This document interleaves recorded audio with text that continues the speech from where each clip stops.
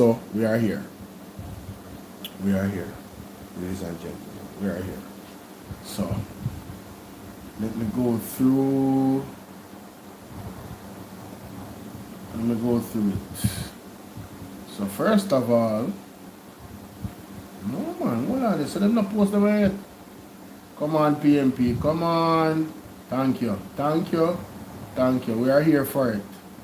We are here for it today. Yeah, man. We are here for it, man.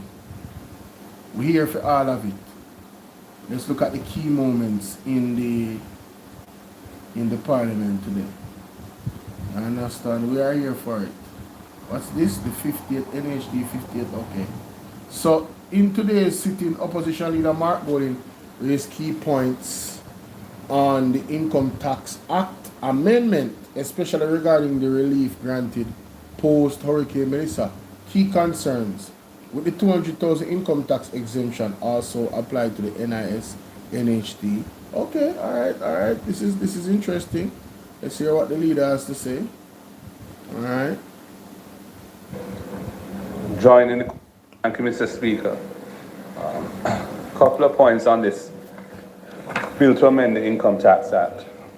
First of all, I join in the query raised by my colleague, the member for Southeast St. Andrew, as to whether this exemption being granted to... Like up the live, people. Like up the live. Like up the live, all right? Encouragement, straight labor. Like up the live for me, please and thanks. Thank you, Mr. Speaker. Couple of points on this bill to amend the Income Tax Act. First of all, I join in the query raised by my colleague, the member for Southeast St. Andrew, as to whether this exemption being granted to employees from paying income tax on up to $200,000, whether any similar exemption will apply to other statutory contributions and obligations that apply to payroll, such as NIS contributions, NHT contributions, HART, which is an employee cost, and so on. This would only apply to income tax. Thank you for so if it is not done with the others in mind, the employee would still potentially be liable to pay contributions under $200,000 under those other laws that govern those matters. So I think it's an important point for her to clarify for the House. Secondly, I was puzzled when I heard the minister say that there's a mechanism for making this a permanent facility, because the amendment to Section 5 is very specific to payments of not exceeding in the aggregate $200,000 paid by an employer to an employee between November 1, 2025 and March 31, 2026 for personal recovery and welfare due to loss or damage suffered from the effects of Hurricane Melissa. So it specifies the time frame, it specifies the amount, and it specifies the specific disaster. So this is obviously not going to impact future events where the government may wish to provide similar relief. So I would endorse the approach, though not necessarily the specific wording proposed, because it's hard to follow it orally, but you know, the approach being suggested that would provide a mechanism in Section 51C4C to allow the minister in the future, by order subject to bring it to Parliament for affirmative resolution, to implement whatever may be the appropriate level of relief in those circumstances in the future, without having to come to amend the Income Tax Act again to do so.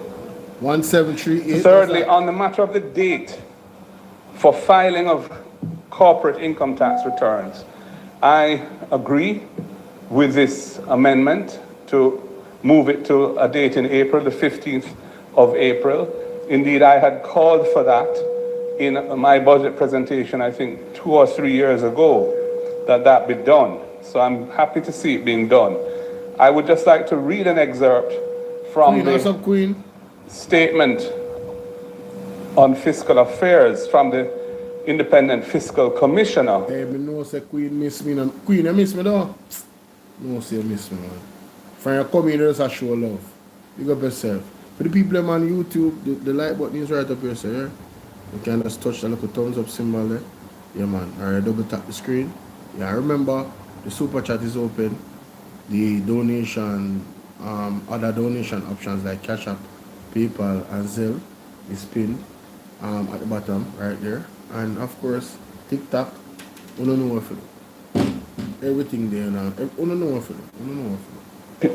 Was published in September 2025 in respect of the first quarter of this fiscal year. My son. And he said, and I quote, "Of note, the fiscal balance and primary balance, i.e. 0.2% of GDP and 5.4% of GDP respectively, were broadly in line with their corresponding programmed values under the third supplementary estimates and the initial budget. Notwithstanding, tax revenue of $882.8 billion was lower than originally budgeted by $16.5 billion, or 1.8%, and $14.2 billion, or 1.6% less than estimated under the third supplementary estimates. The bulk of the shortfall occurred in March, the last month of the fiscal year, when income tax returns are due." This is talking about March 2025. It is against this backdrop that the Independent Fiscal Commissioner reiterates its call for the government of Jamaica to shift the due date for tax returns from March to a month in the first quarter of the fiscal year to better manage the risks associated with revenue shortfalls. And that, I think, summarizes another reason why it's important to make this amendment, because by having tax returns filed in the fiscal year itself, in the last year, it's very difficult to budget for the coming year because you don't know what your actual revenue for the current year will end up being. And that has been identified by the Fiscal Commissioner as a fiscal risk, which should be remedied. So I am happy to see what I had proposed a few years ago, what the Independent Fiscal Commissioner had proposed, and I think the minister's predecessor had also seen the logic of it being enacted here today. The other two issues I would like to hear from the minister on. Thank you, Mr. Speaker. Thank you, Mr. Marky G at them and me say, Favor Williams had a tough day today. It's embarrassing. What is wrong with that door? Why is it doing that? I need to put something to catch it in there. Too much breeze is blowing, man. Too much. This is Julian Robinson now. To impose 0.25% taxes on the assets of financial institutions was done in 2013. The country was at a particular state. We were seeking to reestablish our credibility with the international financial markets. Hold on, breaks. Go back. Thank you, Mr. Speaker. Yes. When the asset tax, the amendment to impose 0.25% taxes on the assets of financial institutions was done in 2013. The country was at a particular state. Right. We were seeking to reestablish our credibility with the international financial market. That's facts, because the Jamaica Labour Party never passed on the test them. In the agreement with the IMF they give them, and Mama P did have to fix things. So we had to re-establish our credibility in 2013, and the fiscal rules came as a result of that. But we are not going to let them forget, ladies and gentlemen. We're not going to let them forget. No. Basis of where we are today. Subsequent to that, when that was introduced, it was always deemed a temporary measure, given the context of the times that we were in. Okay. And a commitment was provided by both predecessors, Odpem and Nigel Clark, that the asset tax would be removed, because there was a recognition that of the negative impact that tax was having on the financial sector. We are gone 10 years now, And them Mr. still don't move Speaker, it. since those commitments were made Mighty to remove God. it. And we are yet to get any specific action from the government on this specific issue. Ladies and gentlemen, So what is being proposed, the date change, would have an Mr. Speaker, since those... isn't that the definition? Ati, what's up? Good night. Isn't that the definition of the Jamaica Labour Party? Lack of transparency, no accountability, promises and commitments, promises and our commitments that never actually take place. Blade Boss, big up. Isn't that the definition of their administration in the last 10 years? Where did I lie on them? Where are the STEM schools? Jamaica, where are the STEM schools? From 2019, where are the STEM schools?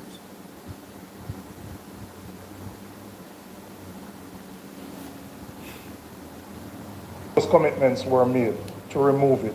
And we are yet to get any specific action from the government on this specific issue. So what that says to me as a well-thinking person, Chandelier, big up. What that says to me as a well-thinking person, if you promise me dinner every Sunday and I never get dinner for 10 years, you think you can promise me again? After 1 year, minimum 6 months, after 6 months, you think say me believe say you are going to give me Sunday dinner? Jamaica, let us be practical, let us be real, and let us be fair and honest. If somebody makes a commitment and say, yo, Chandelier, you know what I say, I go fix, don't worry yourself, I go cook a pot next Sunday, and then do that for actually 2 years or 6 months, 6 times in a row.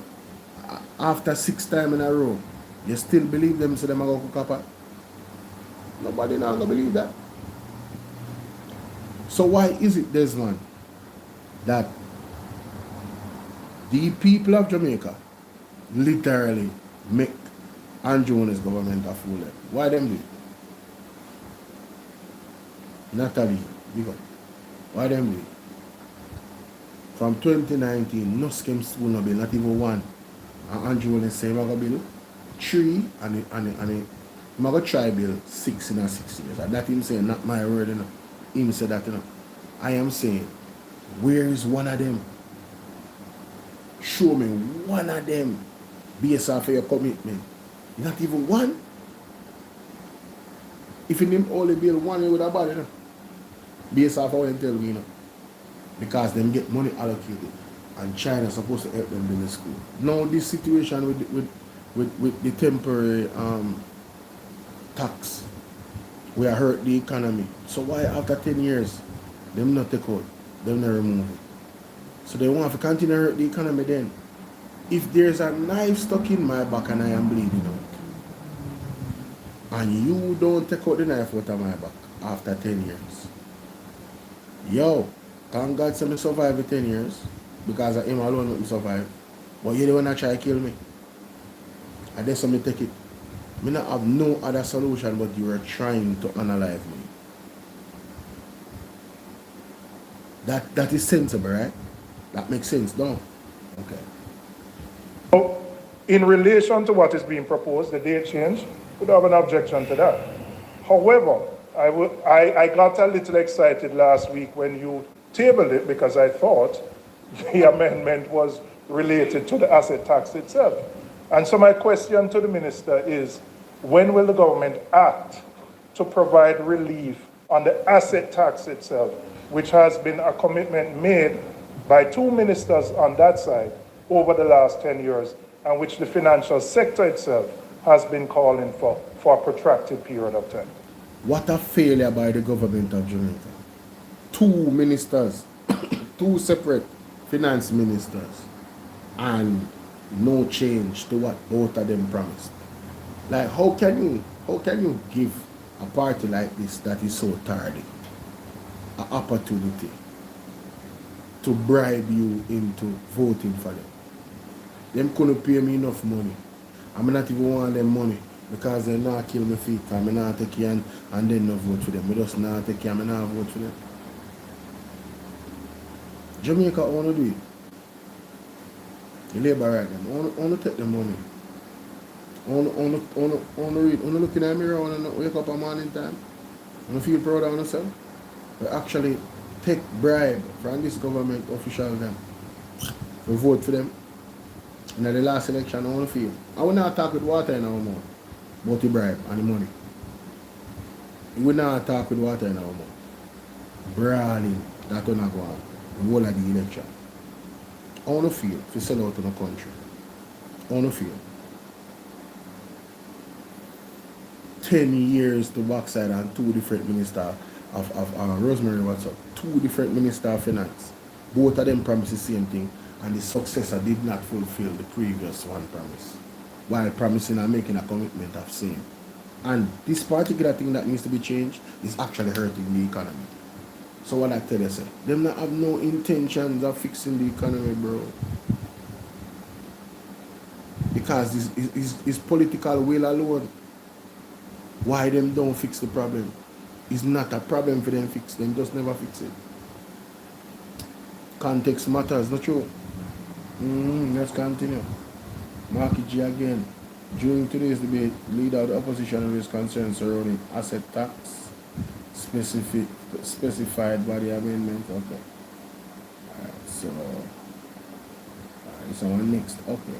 Wonderful. Mr. Speaker, just to understand. Easy, Mr. Speaker. Easy. With one is the income tax amendment. Mr. Speaker, just to understand the process we're in. My understanding is that 2 bills were tabled that we're dealing with. One is the Income Tax Amendment Act, and the other is the Asset Tax Specified Bodies Amendment Act, both of 2026. The minister in her opening spoke to both bills, but they are not companion bills. There's no reference in either of them to the other bill, although they do have a provision which changes the relevant date for filing to become the same date, April 15th of the year, but they are not companion bills. So what we are now doing is debating the second of the 2 bills, the one dealing with the Asset Tax Act, because we have suspended the debate on the first bill, which was dealing with the Income Tax Act, for the minister and her team to consider some matters that were raised in that debate. Mr. Speaker, like the member from South East St. Andrew, I think the minister ought to speak to the status of the asset tax.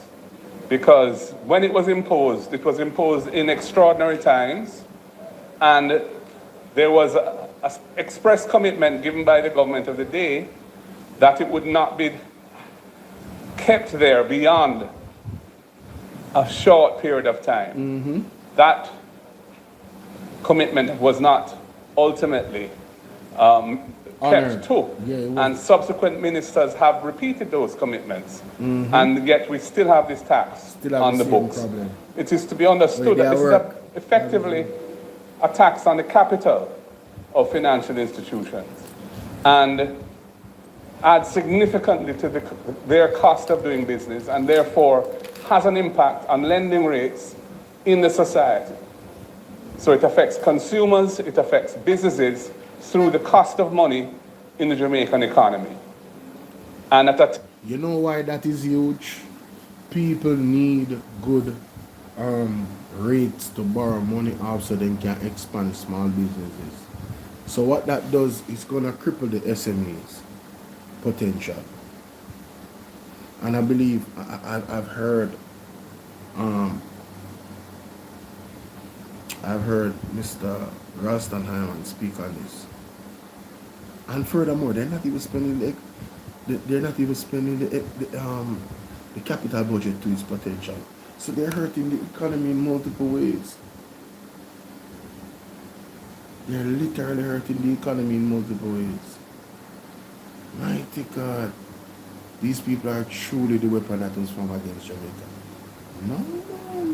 Time when We are trying to transition from being a low growth, low tech, low wage economy to having strong, robust economic growth. Taxes and tax policy are important because they can be counter-cyclical or have counteracting effects to the underlying policy that Jamaica is trying to pursue. And I would argue that this particular tax is an example of that. Wow. Because by taxing the capital effectively of financial institutions that are licensed, it increases their costs, which result in higher spreads, higher interest rates, and higher costs of money in the economy generally, which dampens growth, dampens borrowing, dampens economic activity. So I'm going to ask the minister to indicate what is the government's policy in relation to this tax, and when does she envisage it being either completely removed or phased out? I know that we're in a context of depressed revenues from Melissa, so I would not expect her to announce that it is going to disappear now, but the projections are for the economy to recover over a 2 to 4 year period.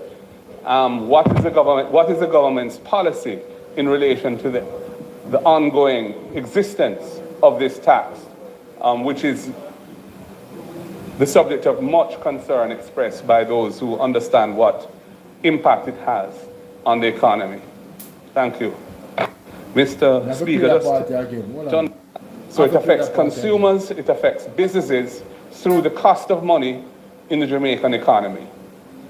And at a time when we are trying to transition from being a low growth, low tech, low wage economy to having strong, robust economic growth, taxes and tax policy are important because they can be counter-cyclical or have counteracting effects to the underlying policy that Jamaica is trying to pursue. And I would argue that this particular tax is an example of that. So the tax actually is working against what the country is trying to achieve. It's actually working against it, and them still have it up there and promise to remove it from 10 years ago. Make it make sense, Jamaica. Make it make sense. The money is the weapon that was formed against us here. I will not apologize for speaking the truth. Because by taxing the capital effectively of financial institutions that are licensed, it increases their costs, which result in higher spreads, higher interest rates, and higher costs of money in the economy generally, which dampens growth, dampens borrowing, dampens economic activity. So I'm going to ask the minister to indicate what is the government's policy in relation to this tax, and when does she envisage it being either completely removed or phased out? I know that we're in a context of depressed revenues from Melissa, so I would not expect her to announce that it is going to disappear now, but the projections are for the economy to recover over a 2 to 4 year period. What is the government's policy in relation to the ongoing existence of this tax, which is the subject of much concern expressed by those who understand what impact it has on the economy? Thank you. Big up Mr. Goldie. Let's hear Mr. Buchanan's contribution. Oh, this is about the gaming equipment. Okay. What I now in relation to the regulations, they are very comprehensive, so I won't repeat what members would have said before. What I wish to speak on though is the danger of how you doing, Joanne? What's up? Pretty much allowing regulations from outside jurisdiction, and whether or not we can adopt or monitor in relation to the equipment that has been approved outside of the jurisdiction. So there's a particular, what I say, Regulation 55 application for approval of gaming equipment approved by an overseas regulatory authority. The issue with that is I'm not thinking, having read the entire regulations, that this is something that can be accepted or ought to be accepted in the way that it is placed in the regulations. For instance, the person who is seeking to get the waiver or approval for an item or class of the gaming equipment or gaming equipment seeks a waiver of the technical standards. So the regulation sets up a technical standards, but then is allowing for persons to bring in equipment that the technical standards is either not aware of or can actually speak to its use. Then it creates what is called at 55.8, which is the penalty found in Schedule A, which is just $2 million. So it would then mean that if a casino, the casino itself decides to use equipment that prevents or brings unfair advantage or something that we cannot regulate, all they have to do is pay the fines. All right, Jacqueline. Yes, pay the sum, and then it's an advantageous to them. And then there's nothing in the regulations that speak to how it monitors or how it assesses the equipment from time to time. So it's somewhat problematic. Similarly, there is a fine of $5,000 for the application for waiver for each equipment, and then there is no, in the absence of a guideline as to rejection or approval, it just appears that it is ad hoc, which means they can just accept it and approve it. And if they're satisfied, not even wholesome, but satisfied that that the overseas authorities have checked the equipment, and pretty much there's no protection for the participants if we are to leave it at this. So my contribution is that we should probably, or I give caution in accepting the aspect of this regulation. Thank you. That sounds like, say, the consumers could be abused, because the money can just take the fine and then what happen after that? $2 million is what to a gambling house or a casino? $2 million? 5,000 is our. Come on, bro. Come on, bro. Let's hear Mr. Julian Robinson.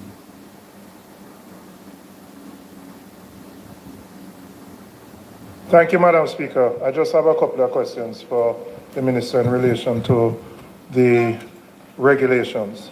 Could you state how many casino gaming licenses have been issued by the government so far?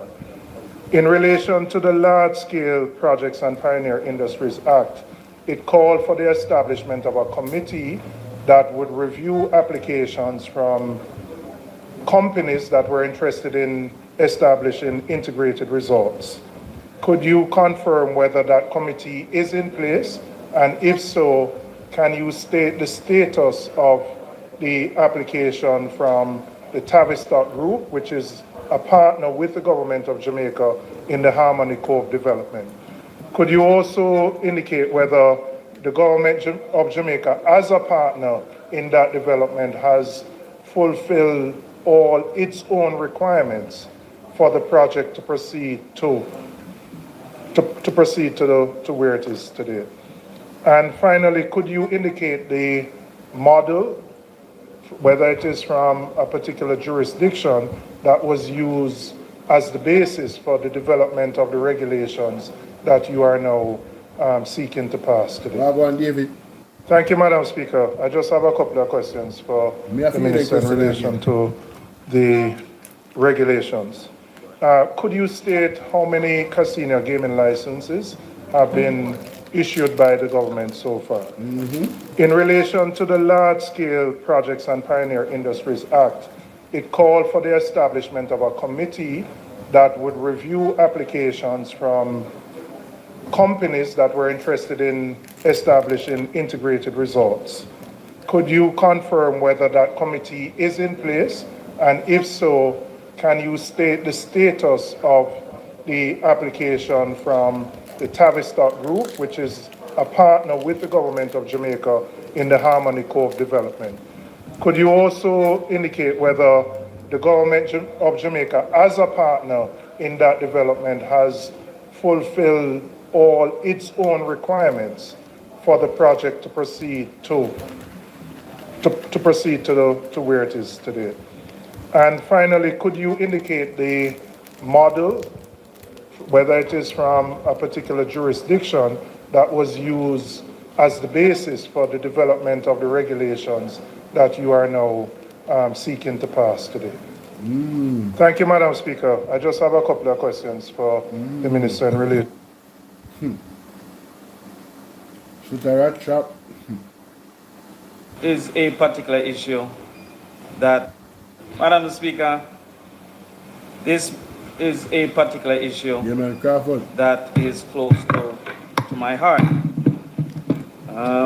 Previously in the lower house, I had indicated some concerns in the upper house. I had indicated some concerns for which I won't rehash today because we are not discussing whether or not we will have casino gambling. But instead, we are far along that trajectory. We have already granted license, and so the debate has to shift to governance and what should governance include. So we're not having the question of whether or not we should have casinos, but indeed, how do we ensure that the high risk is mitigated and that the great benefits are maximized? In any area of government, Madam Speaker, one must ensure that there is regulatory equilibrium. In this case, it must be that it is not only strong technically, but that it represents a people-centered and a Jamaica-centered approach.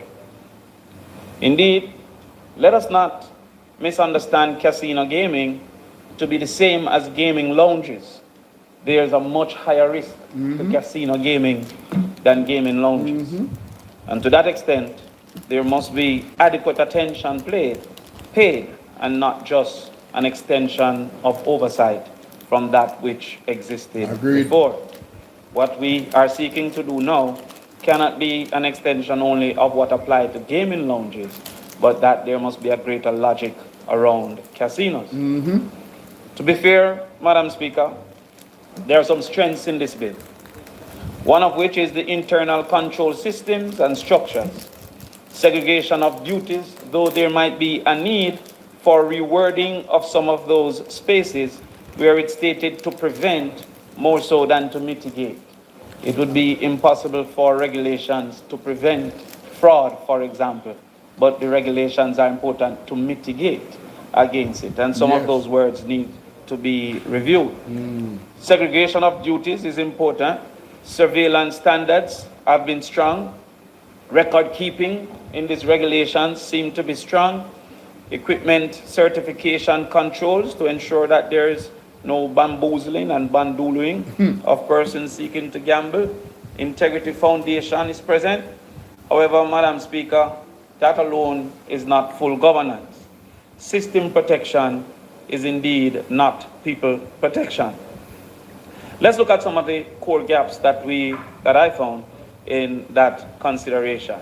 First of all, it's system protective, it's investor assuring, it's technically structured, but again, as I repeat, it's not people-centered, it's not people protecting, and it's not Jamaica-centered. While it protects the system, it exposes patrons, workers, and local suppliers without much mandate within these regulations.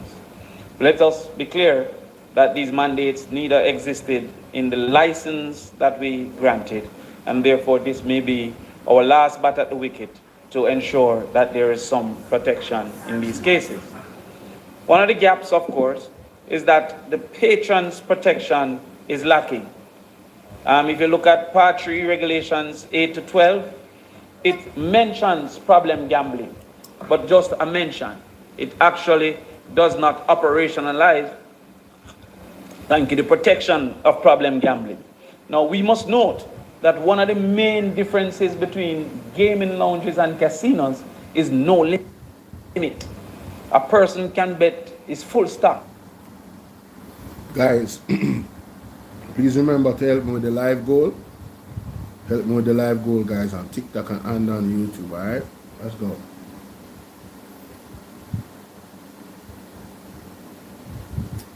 At any given time. In the initial conversations, I was against the participations of the protection of problem gambling. Now, we must note that one of the main differences between gaming lounges and casinos is no limit. No limit. A person can bet his full stock at any given time.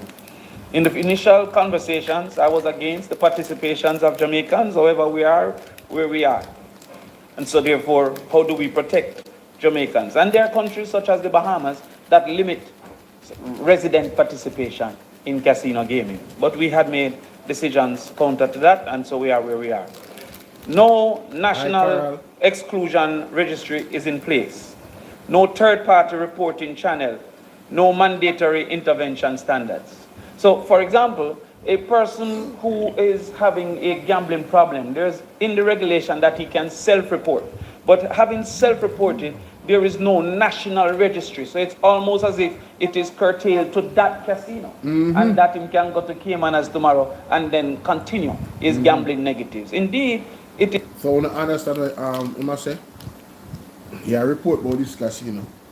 But that person should be banned from all casino because it's the same problem we have.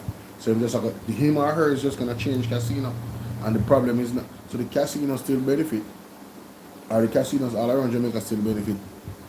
How much you think a man is gonna have when you have an addiction before you realize yo, he don't have no more money left, and him deep in a debt. Next thing you know, he might unalive himself. Crazy, innit? Short order, we expect to have more than one casinos, and so therefore a registry becomes even more important. I believe the bill indicated that we can have up to 3 casinos, but there are other forms of gambling.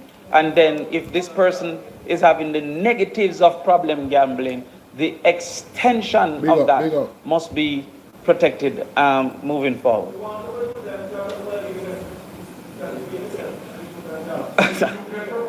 No. There's no, Madam Speaker.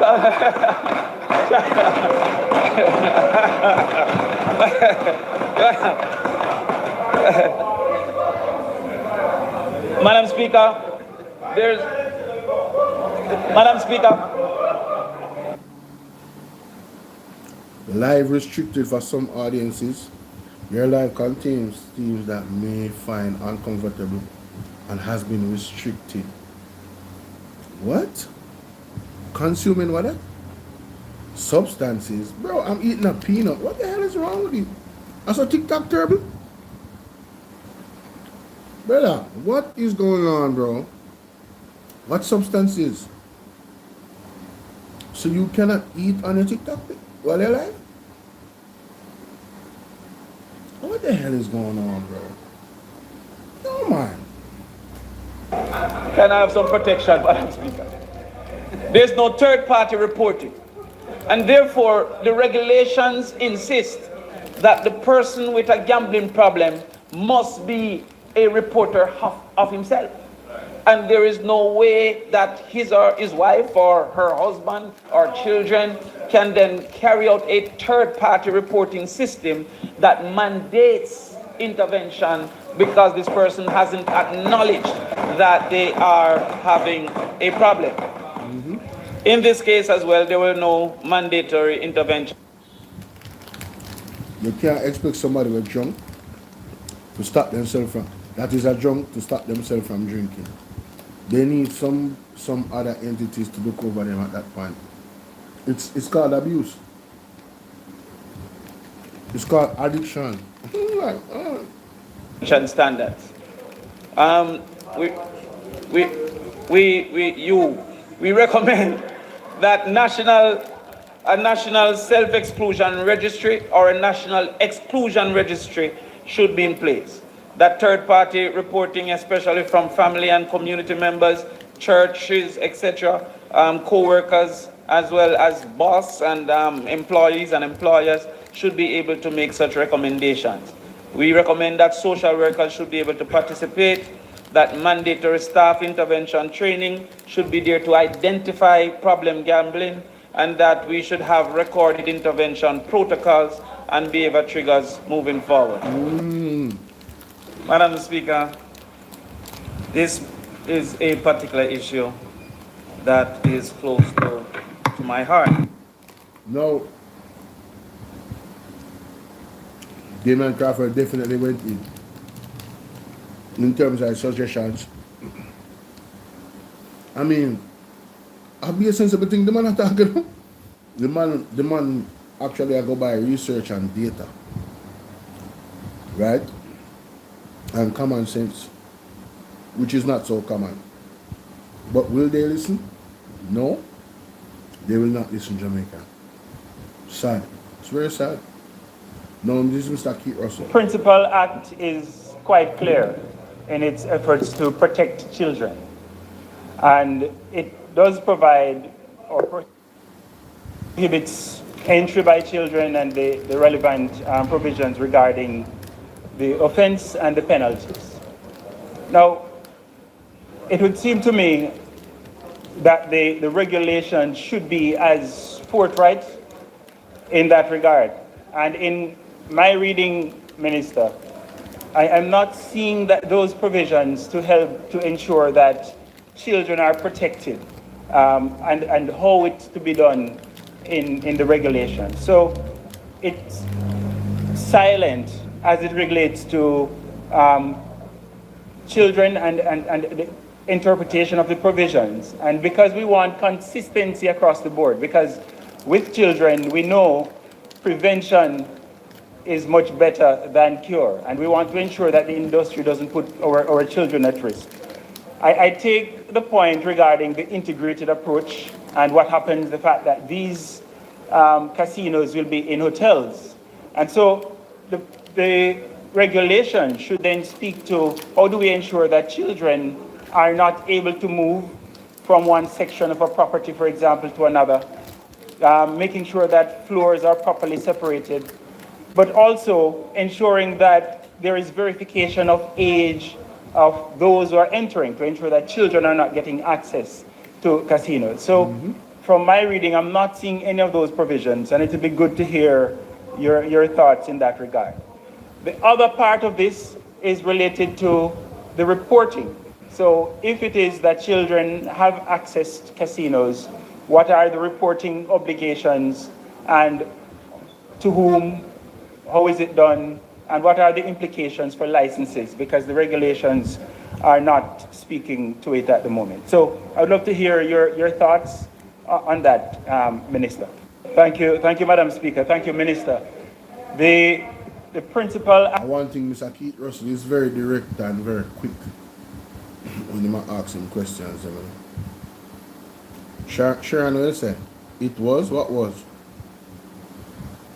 So now we have Mark Golding, leader of the opposition, raised strong concerns about the casino gaming regulatory warning. Despite appearing to reflect regulatory best practices, they contain serious gaps that could pose a risk to Jamaican economy and society. Okay, this should be good.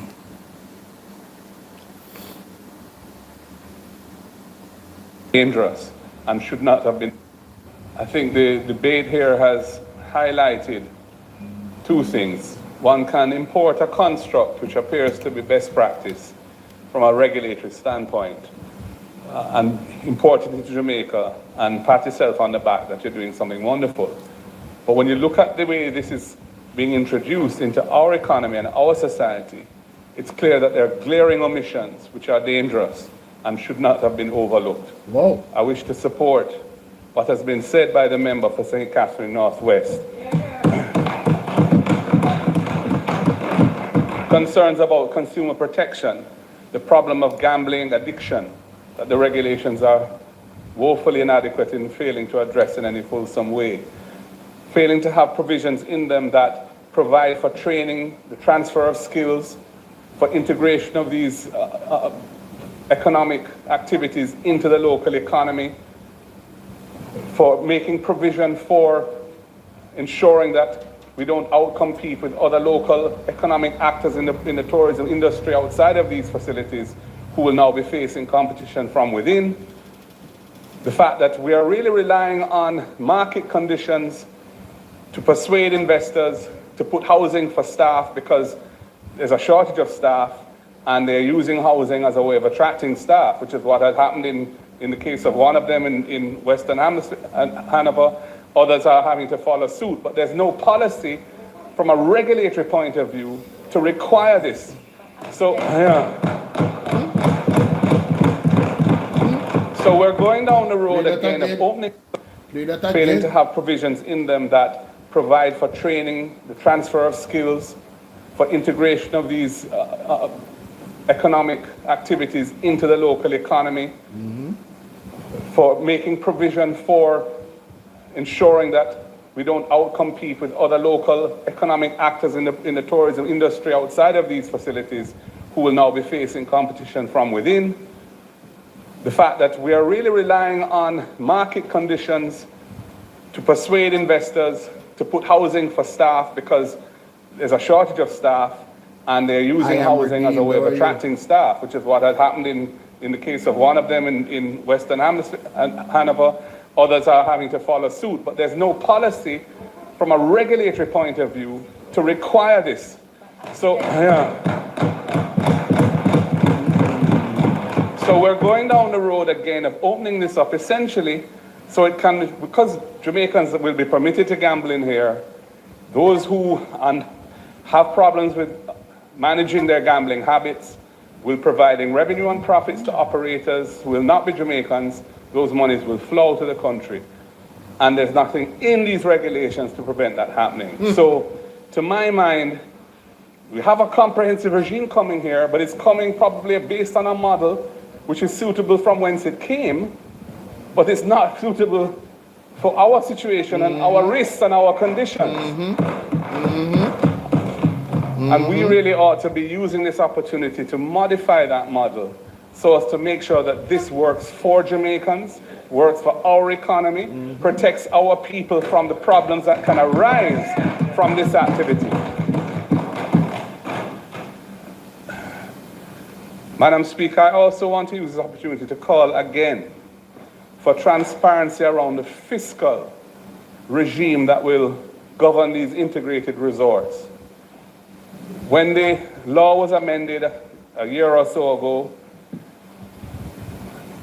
it provides for an ad hoc negotiation of a fiscal package with the particular investor.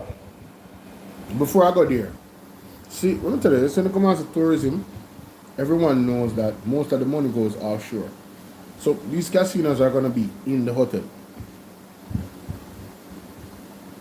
That money is not staying in Jamaica. That money is not staying here. So, the Jamaica Labour Party is okay with capitalism as long as them a get for them cut. You understand? As long as them a get for them cut, them good. They don't look at the bigger picture in regards to everybody. How it going to affect Jamaica. Alright, for instance, this is an example. Look at the craft market vendors now. You know, so the craft market vendors then get slowly pushed out. And the money where they were used to make and could send their kids to school and university, they're not making it anymore. But where have they pushed the people that used to go to the craft market vendors? They have pushed them into the hotels. They are encouraging the people in the hotels not to leave the hotels, not to really see Jamaica. And when they actually go out, the hotels how we call silent partners, right? That they recommend and push their people to go to those entities and those places. Going on through a bus, them go there, them not got no local place. The local place them is getting pushed out completely. And this is the reality, and nobody can say a lie where I tell. Those are lived realities. You feel me? I say, who remember just before the election when the vendors in Otrius were crying out? You guys remember? Mark Gully went down there and everything. You guys remember that? Okay. So, it's a reality all around. It happened to Portland, you know. I believe under Edward Seaga. But Seaga pushed the move of tourists to Center from Portland. Portland used to be the place where they ship them back and everything. You see what I say? Something like that has happened in the box. And I will take correction for that if I'm wrong. Yeah, man. You understand? I God alone defend the poor, no, man. Yeah, man. God alone defend the poor. Madam Speaker, I also want to use this opportunity to call again for transparency around the fiscal regime that will govern these integrated resorts. When the law was amended a year or so ago, it provides for an ad hoc negotiation of a fiscal package with a particular investor. Something like that has happened in the bauxite and alumina industry over time. We once had a levy regime that applied to all. Subsequent to that, things were modified. Different tax arrangements applied to different producers of alumina and so on. If we're going down that route with these large investments, there should be transparency. There ought to be a requirement for what is ultimately negotiated and implemented as the tax regime for one of these investments to come to the House and be tabled, so we can all see what we're giving away as a cost for attracting that investment, to ensure that it is defensible and appropriate, and so that we can compare it with what happened to others who have made similar investments in the past or in the future. Having it done behind closed doors, negotiated within the government system, and signed off is fine for the investor, but the public has an interest in knowing what we are doing by way of fiscal generosity to attract these investments. I appreciate that statement by the leader of the opposition. Again, the Jamaica Labour Party is a skullduggery party. So, behind the door things are what them love the most. Them not like nothing out in the open. Suppose these entities decide, say, you know what? Let I make the minister of tourism and the prime minister. Let me make them a deal that they cannot resist. And they just give me whatever I want as the entity. We're not saying that that is happening, you know? But when the situation is behind closed doors and we don't know what is what, the potential for skullduggery rises above the hemisphere, the firmament of the hemisphere. And that's just the reality. No well-thinking person can argue with that. If you leave butter with puss, where things are going to happen? If you leave butter with puss, then the butter not gone, man. Gone, brother. I'm not top like that. Having it done behind closed doors, negotiated within the government system, and signed off is fine for the investor. Of course. But the public has an interest in knowing what we are doing by way of fiscal generosity to attract these investments. And the absence of transparency is a weakness in our regime and should be corrected. Yes. So, Madam Speaker, we realize that the government is hanging a lot on this casino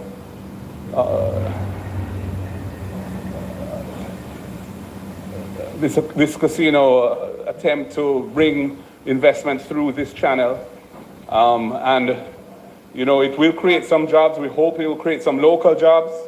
But the training, the transfer of skills, and all the other things that the member for North West St. Catherine spoke to eloquently, these things need to be put in place to ensure that this works for our people and our country.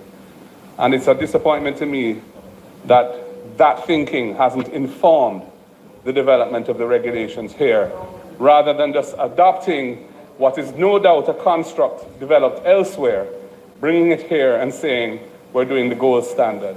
I don't think that's the gold standard. That's not a modern, progressive, and Jamaican-centered standard, and we should do better. Thank you. Oh, and that's why Andrew Holness did get up on a chat to him a chat. Because of this lick them can. The PMP realized say, the approach them make is really something that was not well thought through. Because the actual concerns raised by name Isaac Buchanan raised a very good concern. And the multiple of concerns raised by Damian Crawford in protecting the citizens and our economy and the country. You know, that was not, it doesn't appear as if that was something that they had thought about when they actually did this. Because if they did, it would be a part of the bill. But it's not. And it's too important not to be a part of the bill. Because people's real physical, mental, and spiritual welfare is at risk. Abuse of alcohol, gambling, smokes of any kind is not good for individuals. Even the wicked health minister would not disagree with that. The wicked health minister we have, Christopher Tufta, would not disagree with that. But it's unfortunate they don't see him standing up and saying anything, innit? And just, oh yeah man, I'm my party, so make them run with it. Right there, boy. Let's continue. Oh, okay. So how comes they not put up the one with them should have put up the one with something there. With Dr. Dayton Campbell. Come on, man. But Come on, that's crazy. Anyway, guys, we're gonna go back a little because I wanted to do this from today, but we're gonna go back a little. Alright? I want us to remember this press conference, very important. we see the work and we're very appreciative of that, and we thank you for coming to tell Jamaica and the world what it is that Odpem is doing. Good afternoon, Honorable Prime Minister, members of the Cabinet.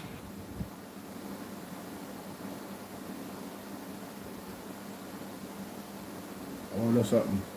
Joining us for this update. As at today, the following figures obtained in the Melissa recovery situation. We have confirmed 45 fatalities. This number has not changed since my last briefing, with 9 cases remaining under investigation.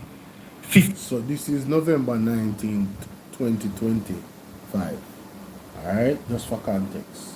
We're gonna run through it, ladies and gentlemen. So listen carefully. I'm gonna speed it up. 15 persons still remain missing, and our thoughts remain with their families and loved ones. What that indicates about the missing number is that the number continues to evolve. Some persons have been coming off the list, and a number of persons have also joined the list. As of today's date, 97 emergency shelters remain active, housing some 1,296 persons. Since my last briefing, 167 persons have returned home or found alternate safe accommodation. As it relates to communities still cut off, no communities remain inaccessible at this time. A number of communities, however, are impacted by rising groundwater. In the parish of Clarendon, Bogue, in the parish of Manchester, Comfort Hall, Content District, Evergreen and Harmons, in the parish of St. Elizabeth, Brighton, Newmarket and sections of Santa Cruz, in the parish of Hanover, Chigwell, in the parish of St. Anne, Douglas Castle and Pedro River. Approximately 31% of our population remains without electricity. Prioritization efforts continue in critical economic zones in St. James, St. Ann, and Trelawney. 24% of the NWC system remains up. As him talk about that, somebody reached out to me regarding St. Ann, and they wanted me to play a voice note explaining what they're actually going through.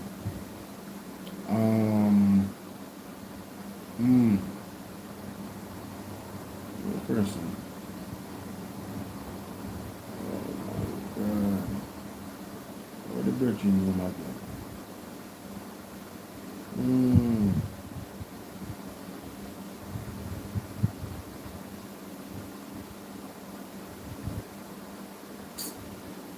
The brother name again, man.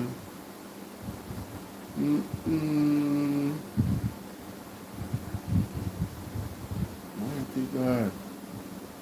I'll find it. I'll find it. Line, primarily due to damage in western parishes and power instability in some regions.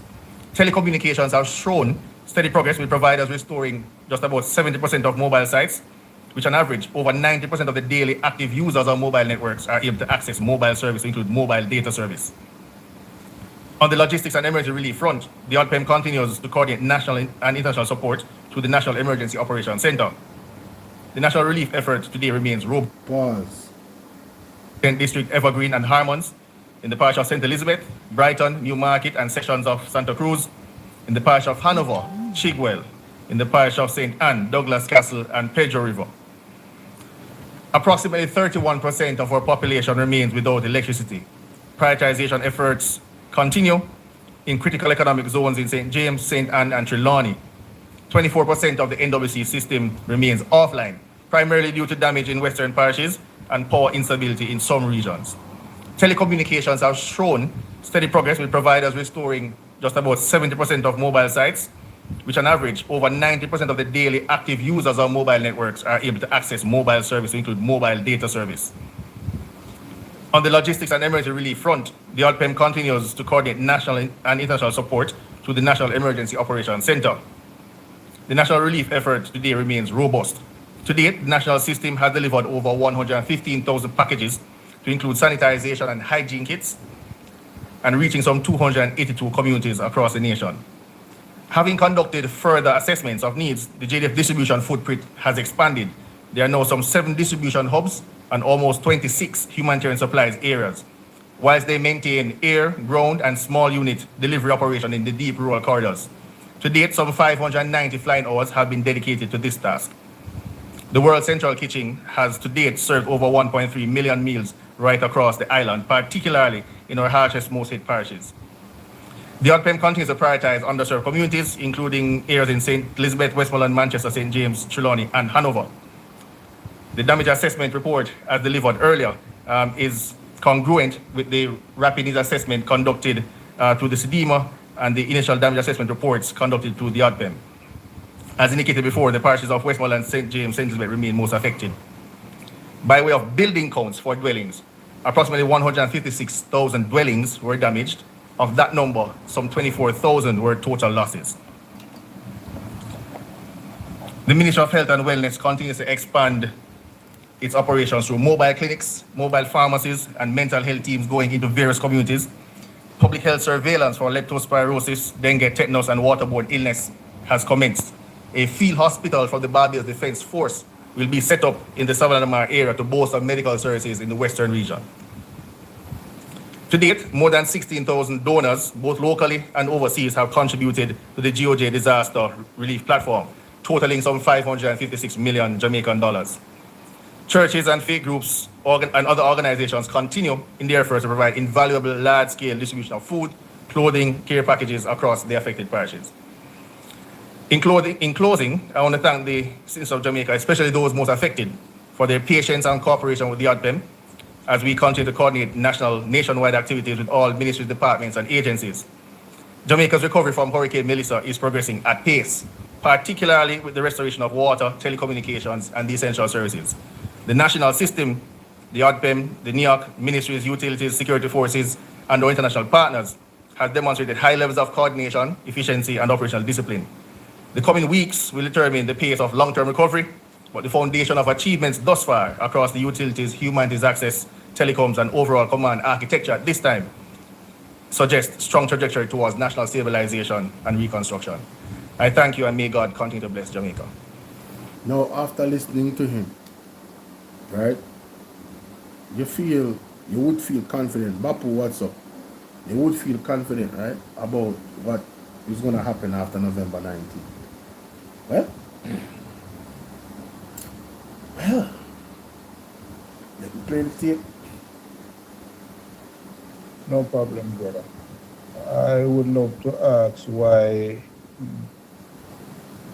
Flow and Digicel is still unstable in places like Ocherios, communities of health, plots of exchange, content gardens, and among other places, because we are having unstable internet service from Flow, and a lot of the persons that are using Digicel still not having a clear internet coverage. I would like to really know what is happening, because, you know, from the hurricane has passed, a month after we got back full coverage, but now I realize in this weather, which is nothing, there's no wind in this weather, and I realize that we still not having any good coverage from Flow or Digicel. What is happening? We would like to know, right?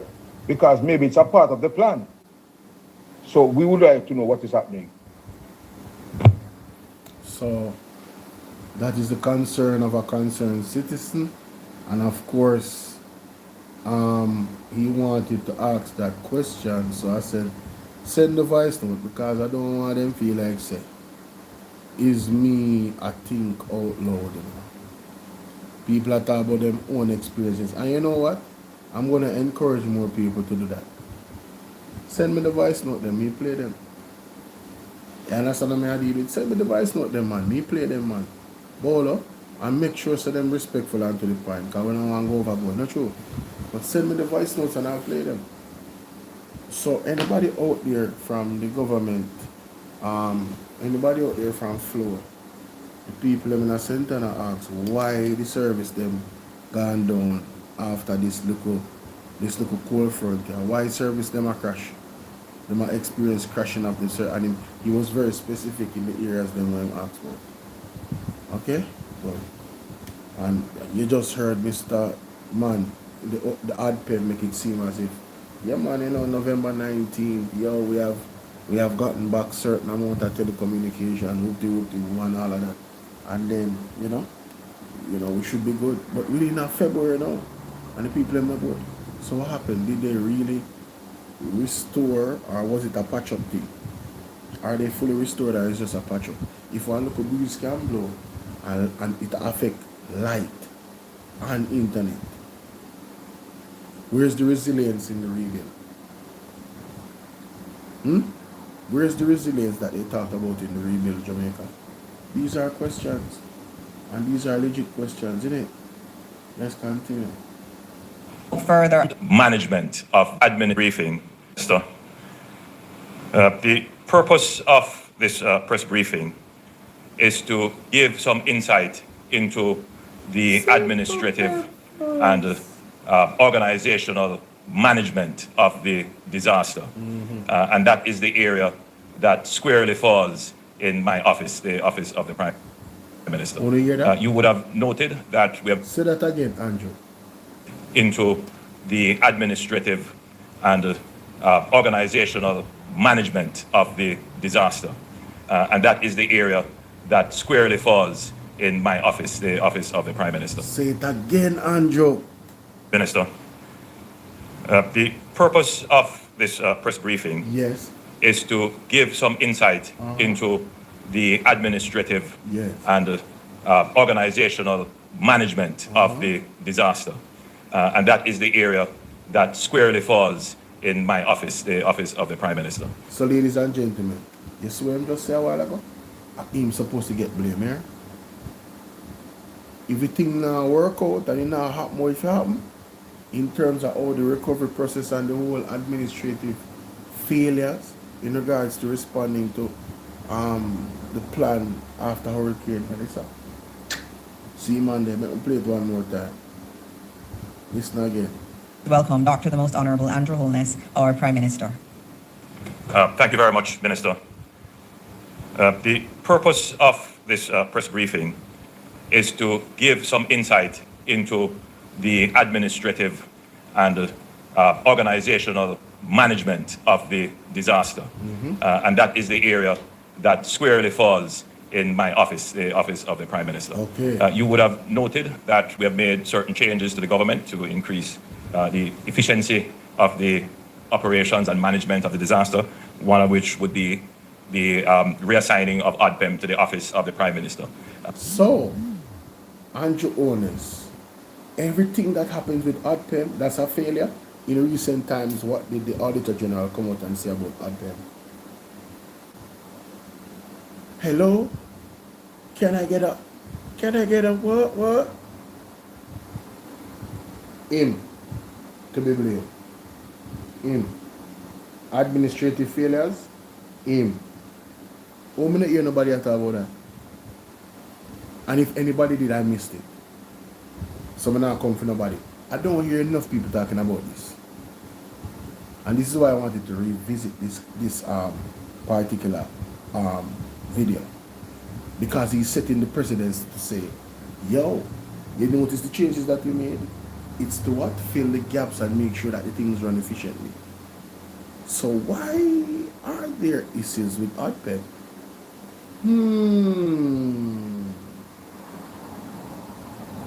Could it be that Andrew Holness does not know how to manage Odpem?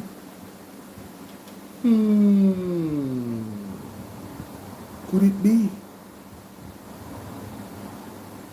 Listen, we're not even going to go to the meetings. That's a whole other conversation. Let's stick to Odpem right now. It is not unusual for the disaster management entity to be centrally located in the office of the Prime Minister. Indeed, in previous dispensations, this was the case. The reassignment of Odpem to OPM, I would say, is not meant to be a permanent assignment. I have enough entities on my plate to deal with. But it is important because the office of the Prime Minister can accelerate coordination and quickly remission entities. And for Odpem, we had already undertaken a review, and we concluded that there was need for strengthening the mission and increasing its coordinating ability. Ladies and gentlemen, has Odpem coordinating ability increased?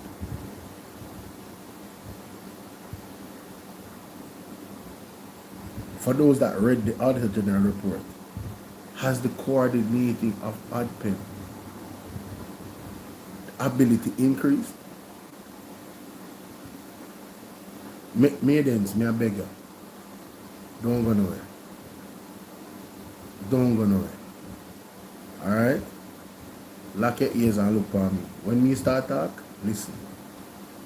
Alright? Listen. Let's go back. Quickly remission entities. And for Odpem, we had already undertaken a review, and we concluded that there was need for strengthening the mission and increasing its coordinating ability. I'm pleased to report that I have seen improvements in the functioning of Odpem, and they were tasked to do a few things. One of them would be to strengthen their inventory management system.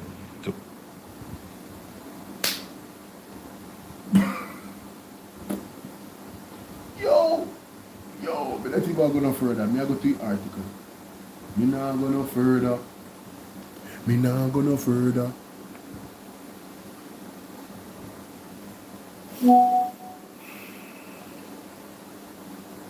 Ladies and gentlemen, you hear that?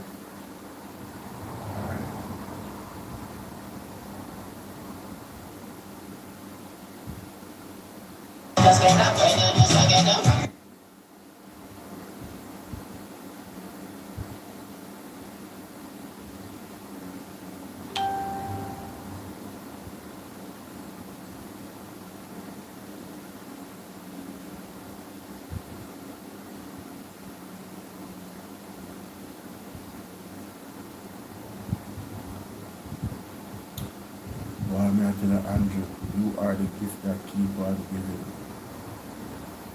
Let me go to the Auditor General report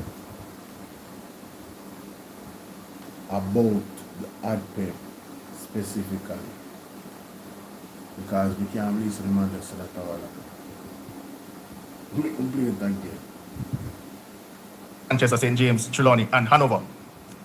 The damage assessment report, as delivered earlier, is congruent with the Questions after. So please welcome Dr. the Most Honorable Andrew Holness, our Prime Minister. Thank you very much, Minister. The purpose of this press briefing is to give some insight into the administrative and organizational management of the disaster.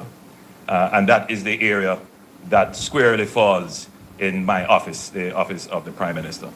You would have noted that we have made certain changes to the government to increase the efficiency of the operations and management of the disaster, one of which would be the reassigning of Odpem to the office of the Prime Minister. It is not unusual for the disaster management entity to be centrally located in the office of the Prime Minister. Indeed, in previous dispensations, this was the case. The reassignment of Odpem to OPM, I would say, is not meant to be a permanent assignment. I have enough entities on my plate to deal with. But it is important because the Office of the Prime Minister can accelerate coordination and quickly remission entities. And for Odpem, we had already undertaken a review, and we concluded that there was need for strengthening the mission and increasing its coordinating ability. I'm pleased to report that I have seen improvements in the functioning of Odpem, and they were tasked to do a few things. One of them would be to strengthen their inventory management system, to put a system in place that delivers real-time information.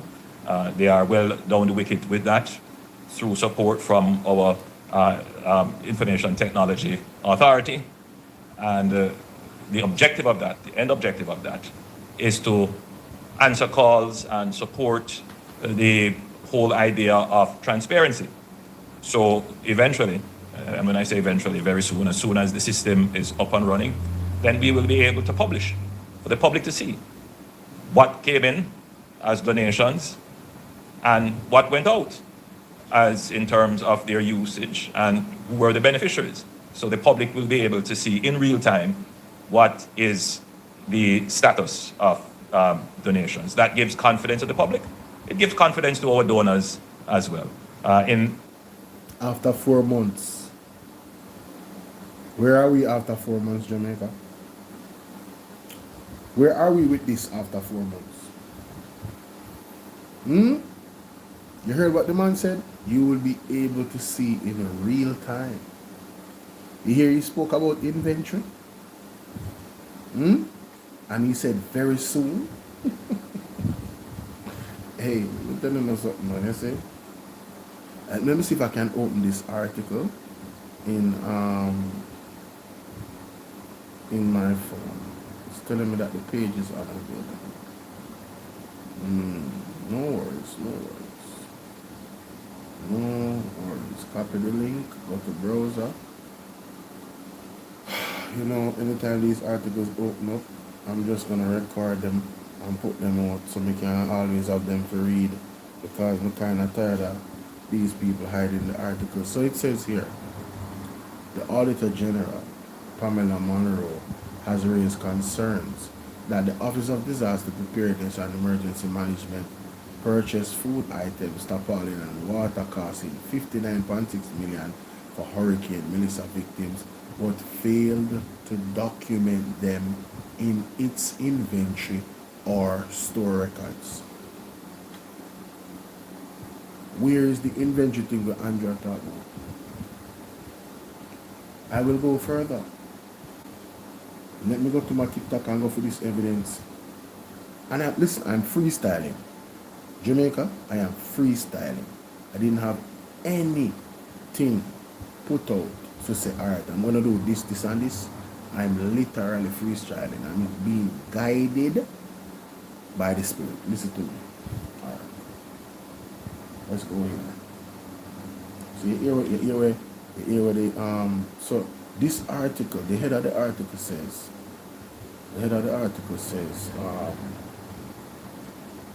one second. That's why I must watch my video then on my TikTok here and on YouTube. The head of the article says, ODPEM falls short in documenting items purchased. This was February 5th, 2026. Just the other day, like 6 days ago. The video that you just heard Andrew Holness was November 19th, 2025. Just please understand the context and the date and time, promises that was made, and the inefficiencies thereafter. The Auditor General, they haven't documented their purchases. Where is this system he's talking about of inventory? So people can see who donated to what them buy and everything, inventories, everything. Where is it? Where is it, Jamaica?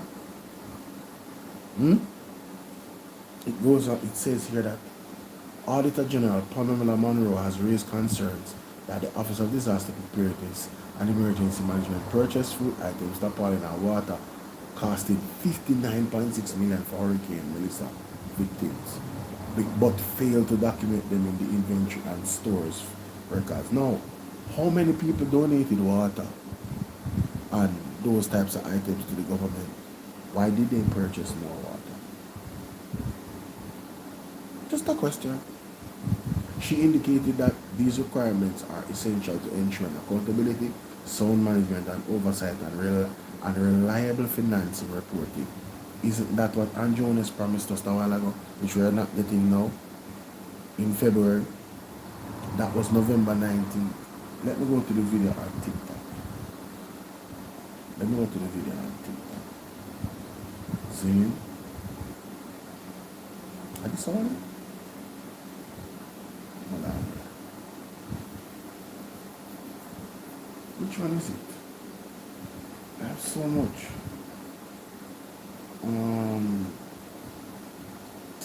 Damn. Did I put this picture on it?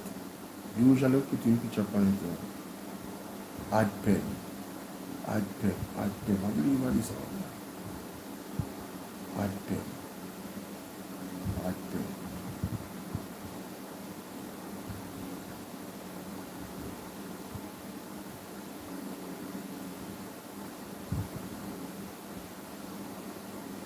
I'm gonna find it.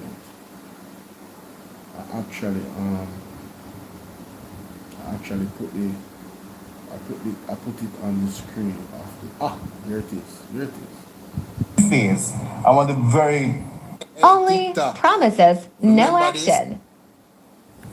Well, the relief phase, and one of the very prominent things is to be able to establish a huge logistics software capability, so we can monitor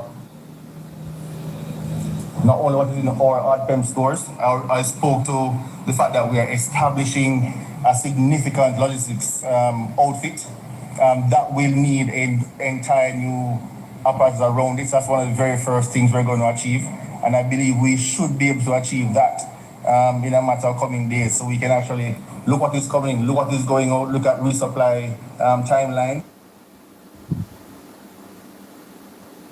On November 6th, this man stated that the logistics hub for data, inventory, and everything in Odpem would happen in the coming days. The video I played before is November 19th, 2025, and Andrew said, soon happen. Ladies and gentlemen, November 19th, December 19th, January 19th, we're almost at February 19th. It's been 3 months.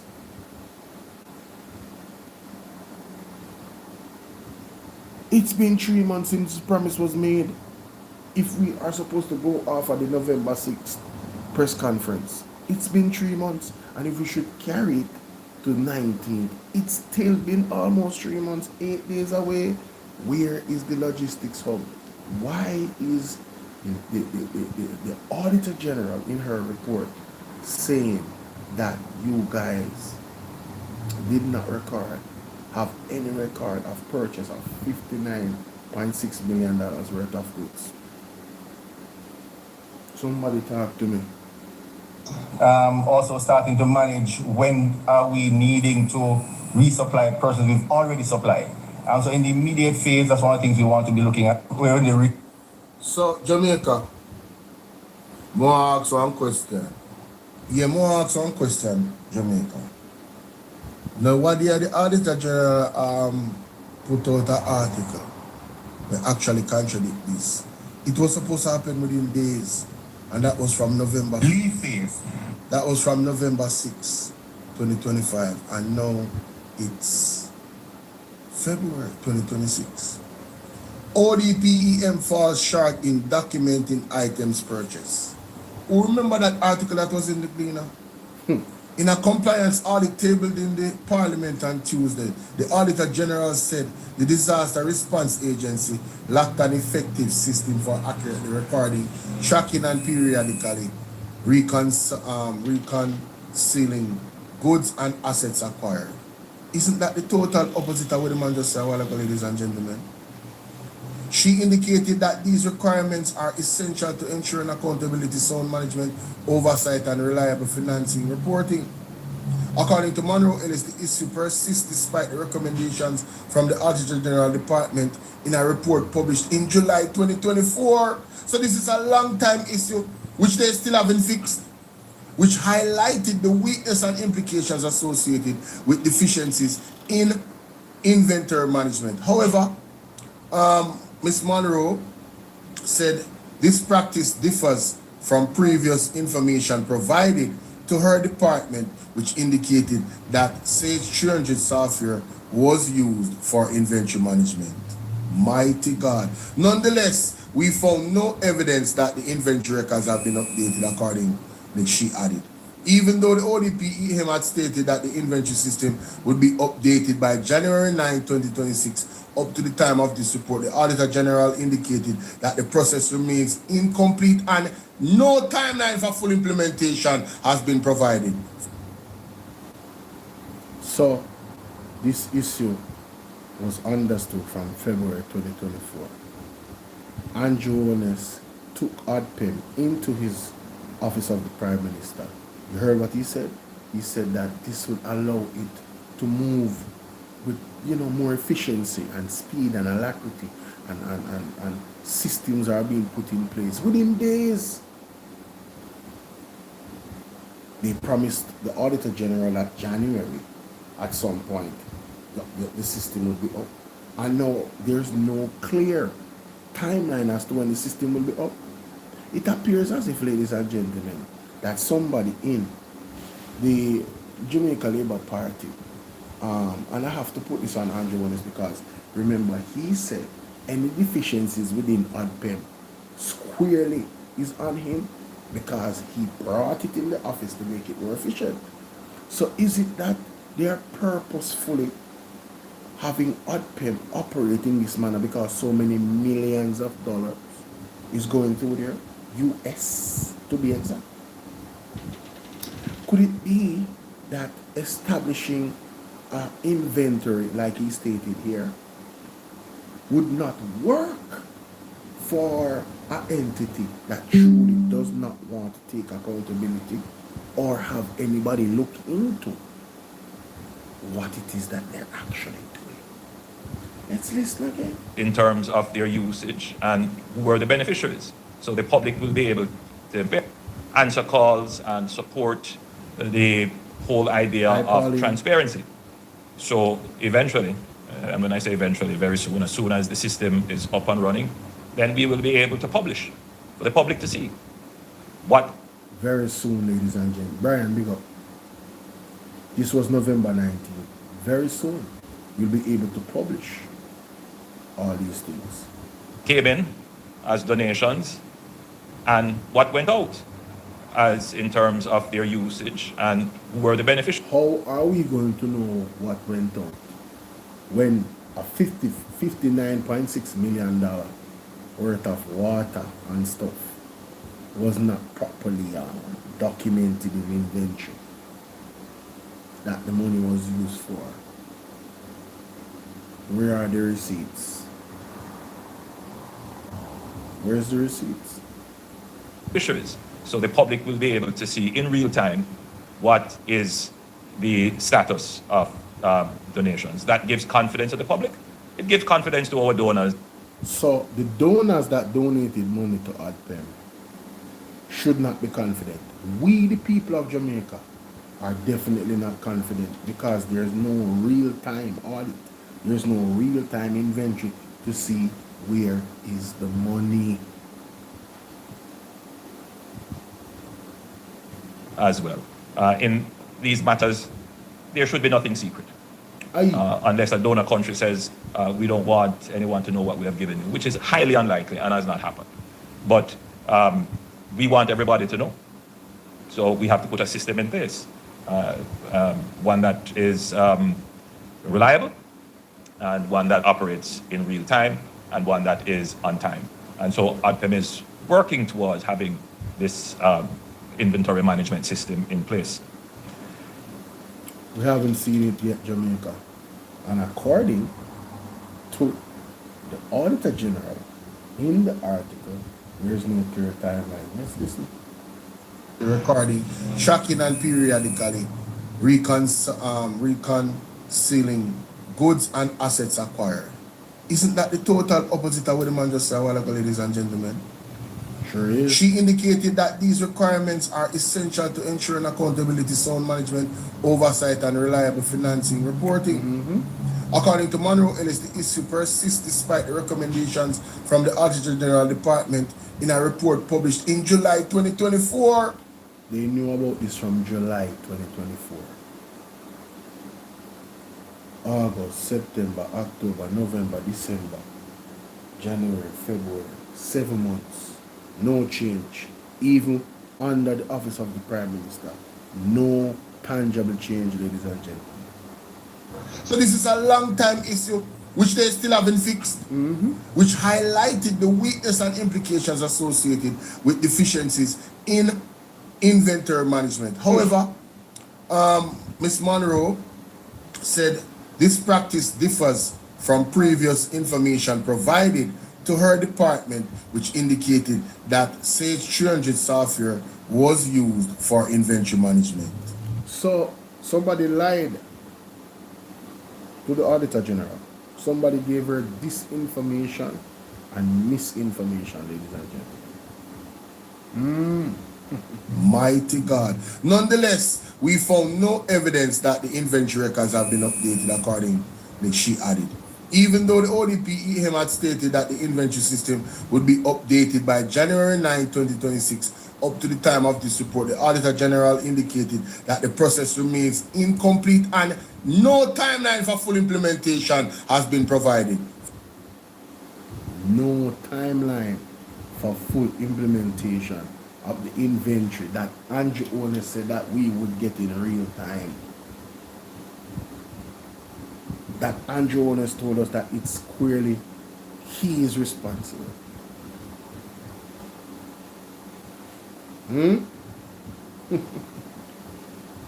Jamaica, wake up here. Let's wake up. Let's have big one. Wake up. I've also instructed Odpem to develop full situational awareness of the disaster space. One of the challenges that we have had, not just with this disaster, but with several other disasters, and that is as a result of the very high level of informality in Jamaica, is that sometimes there are communities that we simply don't know. They're not on the map. We know them traditionally by word of mouth. Informally, they are named and described, but you can't geographically identify them on a map. As a result of that, there may very well be communities that are not served in the disaster response. And so, have they remedied that yet? Have they remedied that situation yet? Have they pinned these areas on the geographic on the GPS? By the way, when was the last time you guys did a consensus? A census, sir. Wouldn't a census add that into it? Like these communities and these clusters where people are, so you can pin them. So why hasn't that census been completed under this government? Could it be another omission that benefits certain skullduggery activities? It's continuing. Brought together under Odpem's coordinating responsibility under law, all the GIS systems supported by the Geospatial Data Management branch of the Ministry of Economic Growth and Infrastructure Development to pull together all our GIS information, that is our geographical information systems, so that we can see, for example, where are all our schools, where are all our police stations, where are all our shops, where are all our, we've mentioned community centers, where are electrical installations, so that you can plan properly and be able to respond. So that is underway. The next time that Commander Gale reports, he should be able to give an update as to where these systems are, how they are being developed, and how they are being used in the disaster response. So we have brought together NWA. Say that again, Andrew. Say that again, make me hear. Example, where are all our schools? Where are all our police stations? Where are all our shops? Where are all our, we've mentioned community centers. Where are electrical installations? So that you can plan properly and be able to respond. So that is underway. The next time that Commander Gale reports, he should be able to give an update as to where these systems are, how they are being developed, and how they are being used in the disaster response. So how they are being used would suggest that they would have been ready. But the main one isn't ready. So now I am challenging Andrew Holness's claim regarding Odpem. On October 22nd, 2025, this is the JIS, Odpem on full alert. Mr. Adrian Bryan, Director General of the Office of Disaster Preparedness, Emergency Management, Richard Thompson, addresses a special press briefing on preparations for Tropical Storm Melissa at the Office of the Prime Minister. Director General of the Office of Disaster Preparedness and Management, Odpem, Richard Thomas, says all systems and personnel are fully activated as Tropical Storm Melissa nears the island. So this is the entity that Andrew Holness say he saw gaps in. But according to the then Director General, he said that they were ready. He said that the agency has been monitoring the system since last Thursday. To date, we have carried out a number of activities in terms of general preparation. The parish disaster coordinators, we placed them on standby from very early. Let me say that again. The parish disaster coordinators, we placed them on standby from very early. From over the weekend, we were having discussions. Then with the National Meteorological Service, Mr. Thompson informed. He noted further that the National Emergency Operation, Center held an operational planning meeting on Tuesday. Let me say that again. He noted further that the National Emergency Operations Center. What is the National Emergency Operations Center? It's the center of operations for national emergency. There's an actual center. Held an operation planning meeting Tuesday to get a good idea as to where we are in terms of our preparation.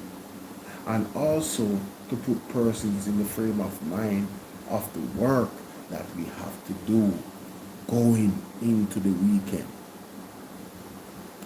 That meeting included representatives of the Municipal Corporation, Parish Disaster Coordinator, Jamaica Defense Force, Jamaica Constabulary Force, Jamaica Fire Brigade, and non-governmental organizations, otherwise known as NGOs, such as Red Cross, Salvation Army, Adventist Development and Relief Agency, Food for the Poor, and United States Development Program, UNDP. Ladies and gentlemen, Odpem knows what to do. Odpem has a system in place, been in place, understands how to prepare for a storm, for a hurricane.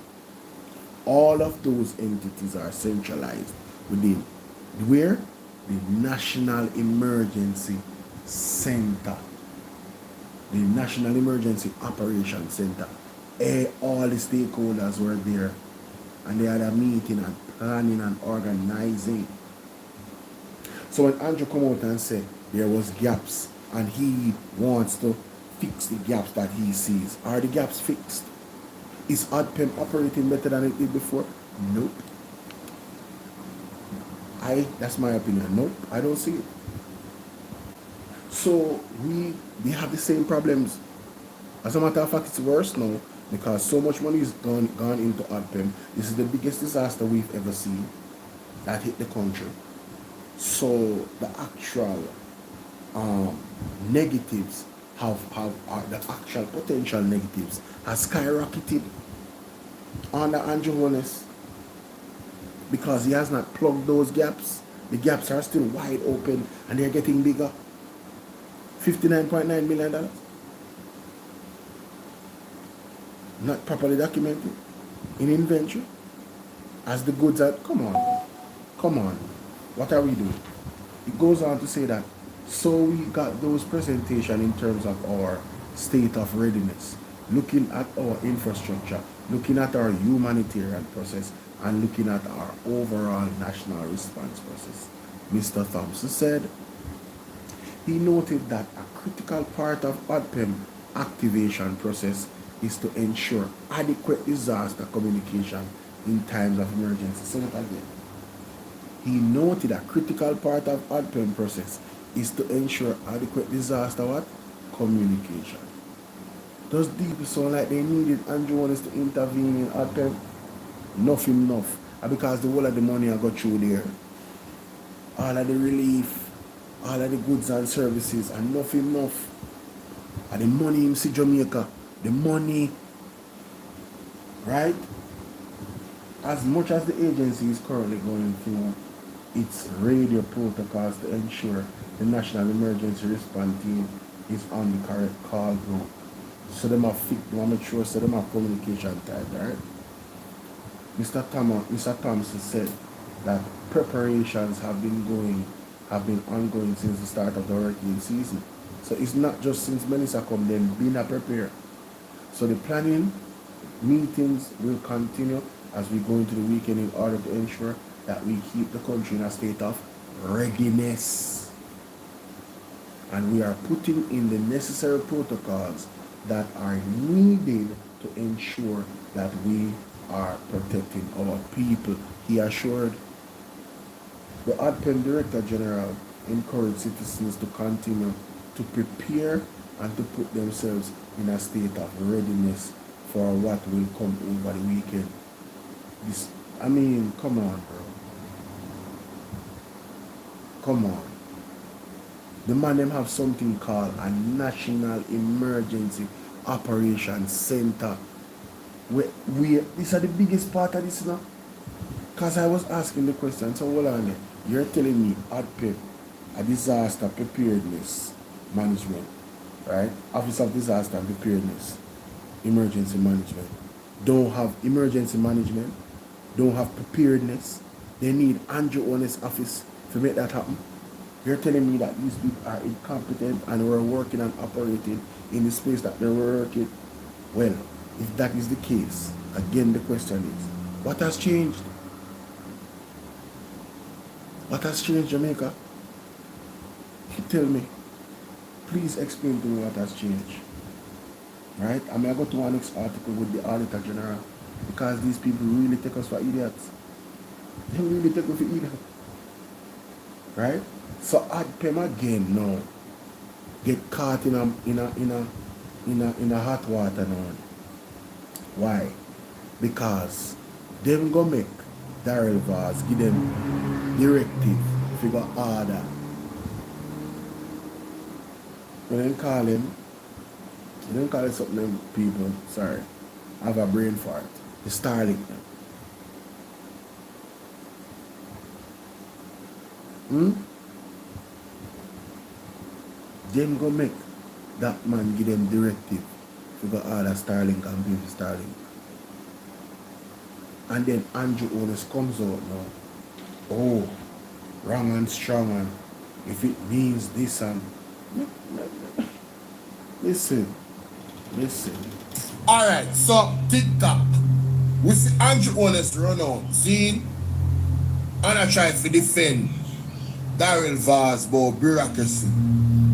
Remember when Darrell Vaz said him would I do it the same way if it meant that, you know, them when I help some people and them did need it. Now here Andrea so. Meaning that things don't happen in parallel simultaneously. They happen sequentially. So you do one before you can move on to the other. You're not outcome sensitive. Yes. So it doesn't matter if there was a hurricane and people had to procure communications and other critical things to make sure that we can get the people who are stranded. That's it. Andrew Holness never did have to procure nothing, not to lie. 700 started it there. And according to the Auditor General report, 121 is unused presently. So if you didn't need to procure them, why them unused, Andrew? When you think some people are idiot around here, some of them are idiots still, because some of them laboratory I don't know. But then they do critical thinking. Right? This argument will not make more bureaucracy. One of them I tell me say, yo, we don't want us thief. And nobody does to stop with the front thief. That's all they not tell me, you know? Because of nonsense I try to say, you know, total rubbish. You understand? Filth.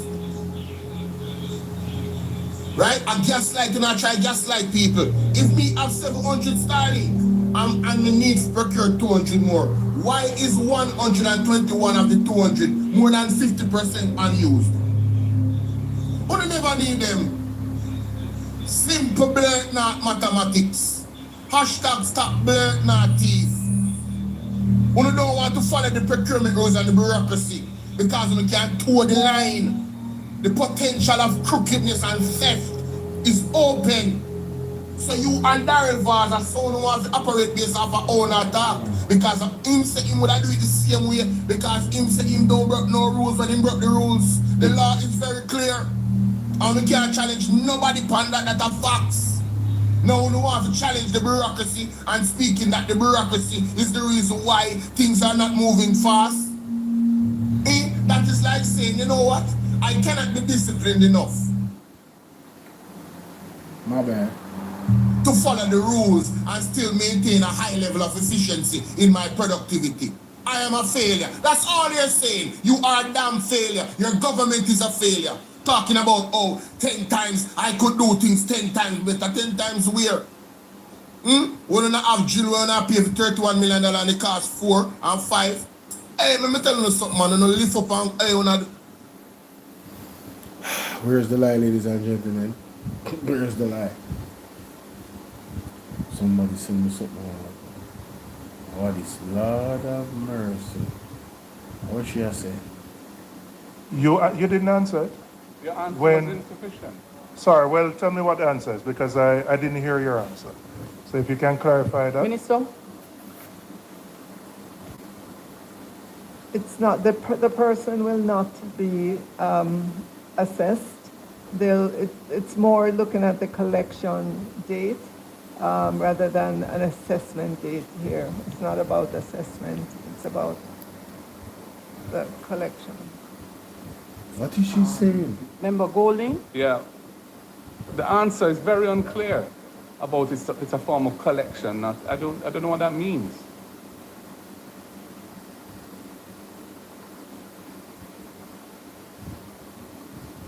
So Faval had to pause and go to her team to answer a simple question. Look here. Oh no. Jamaica. We need saving, you know? We need saving. We need the Lord's deliverance on so many levels. It's ridiculous. How is it possible that this, when you can clear this lady, is outside of our element? Right? And people sit there with the Prime Minister, and they don't say anything on that side. They don't feel shame. They don't feel embarrassed enough to express their shame and embarrassment. Mighty God. Let me hear Mama Son say, let me turn on this guy. I don't want Son around to the body with them sometime. Hold on.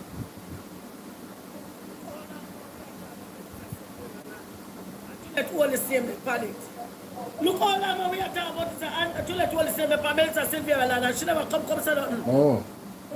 Look how long now we are talking about Melissa Sylvia Land, and to let all the same panic. Look how long we are talking about this, and to let all the same Melissa Sylvia Land, and she never come say nothing. But as Mr. Sylvia plead guilty, Juliet all she come out. And come and talk about she don't know the woman, she never meet her. Lie you tell Juliet. Lie, but you don't know Melissa Sylvia. You're too wicked and lie. But everything are going to come out. You're going to come talk about woman. Look how much woman missing dead in Jamaica and people were dead in Jamaica, girl and boy. And you as a woman in a parliament to sit up on your pussy in a parliament. Never come out and talk about injustice and the woman. The woman when the police, the boy step in her face and nurse girl. You, as a speaker of the house, never come stand up for woman. But you're in a parliament now and watch woman come in there, you tell Nikisha Berchenbo, you tell her out if you dress come in a parliament. You know, but not dress like all clothes like you. If you go in a parliament, you know what, so the young girl just go, they look at cockroach and don't you Juliet, boy. With a big dirty foot, I take you. Yeah. I walk around the easy like a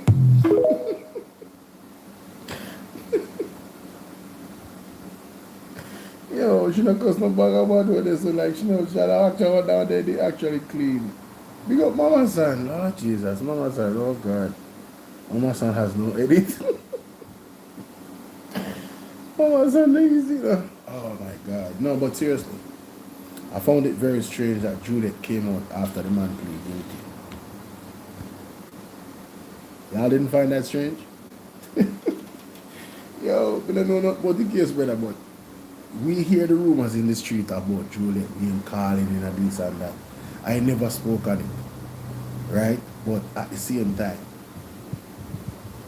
I be looking at Juliet with a side eye like, huh? How come she's so quiet? How come you not hear come out and say nothing about that? Me never hear address it yet. And then as the man plead guilty, I go boom. And come make statement, and your statement was so unclear. Mystic Sensation did an excellent job in breaking that down. The callers called it, oh, listen.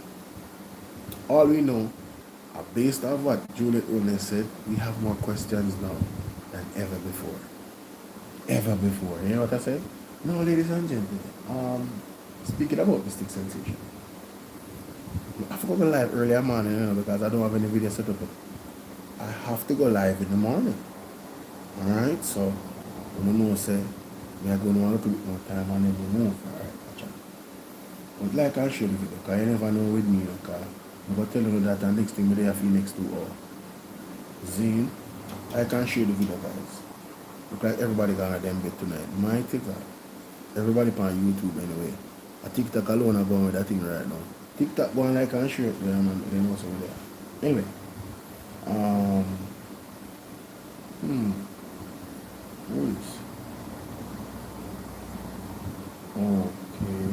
Oh my God, no. I have to play it. No. Alright, I'm not going to play that. I have to record that and post it because I know I haven't listened to it yet, but I know Rastanheimer had a field day today. Rasta man had a field day today, bro. Y'all definitely need to go subscribe to Portland Spice TV, bro. You know, I give credit where credit is due. Y'all need to go and subscribe to Portland Spice TV, alright? You understand what I say? But me definitely, I gotta do what me do. Me, I definitely click up part of that and post it. And give my opinions on what Rasta. I don't listen to it enough, but I definitely gonna go for it. Me I tell on the front now. Alright, Mystic Sensation. Mystic Sensation. Alright, so there was a part of this. Yes, I think it's right here. No, that's not it. That's not it. That's it. Brother Ratty, based on the documentation, and we know the Prime Minister's salary as it relates to Prime Minister getting $4.2 million. But yet the Prime Minister was able to purchase the net worth in Jamaican. And I forgot, it's over 100 members. And when I say Privy Council, we're not talking about the court Privy Council. And think about the optics now, because you know, we say, well, if you not get... You know, this evening when Mystic Sensation cast 7 yeah, right? And is it prudent for investigator to have a conversation with the Prime Minister as it relates to how we come by that $47 million to have some level of transparency? What say you on the matter, Brother Rat?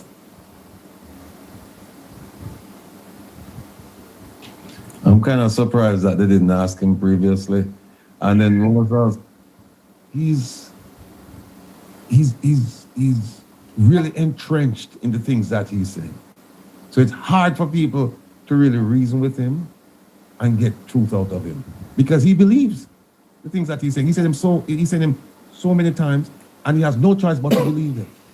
So he believes them. So, like, I don't want to... The Prime Minister is pathological emendation.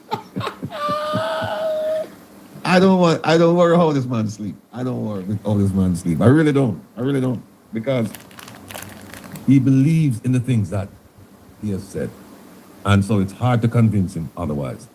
I mean, reasoning with him, like, you know, one to one, as, you know, how we're reasoning, it's difficult to reason with him. It's going to take a court to make him straighten up. Or it's going to take a foreign power to make him straighten up. True, but I can tell you this. It's coming. The people of Jamaica, they won't get any answers out of him. They won't, at least not truthful answers. They won't get answers out of him, because the gentleman, everywhere in turn, you can see where there's a contradiction, there is something that just doesn't smell right. And when you start lifting up everything and look underneath it, you find even more problems with him. And, you know, Mystic, I've said it before, and I'll say it again. I'm a nobody. But the Integrity Commission has to do a lot more for me to call them Integrity Commission. I will continue to call them Commission, and I do it with a good spirit and a good intent, which is to have them to do proper investigations and then make proper referrals, whether it is for prosecution or something else. And I'll tell you why, because I went back and I looked at 7 cases that they screwed up. 7 cases that they screwed up. We're talking from the Prime Minister, from Westcon all the way to Market Me and everything in between. They screw up. And so let's wait to see if they're going to ask him. But I guarantee you this, Mystic. Yes. We are doing much better than the Integrity Commission, because they will not ask him. They will not ask him. It's a question that must be asked. The question, who's going to ask him? I have no faith and no confidence that they will ask him, because you know what? They had the chance to do it and they didn't. They had the chance to take him to court and force him to come out and take a stand in terms of providing information regarding illicit enrichment. And they didn't. Instead, what did they do? They referred the matter to FID, which complicated it even more. Even more. They should have gone straight under the law. They could have gone straight to court and said, listen, we need this information and he's withholding it.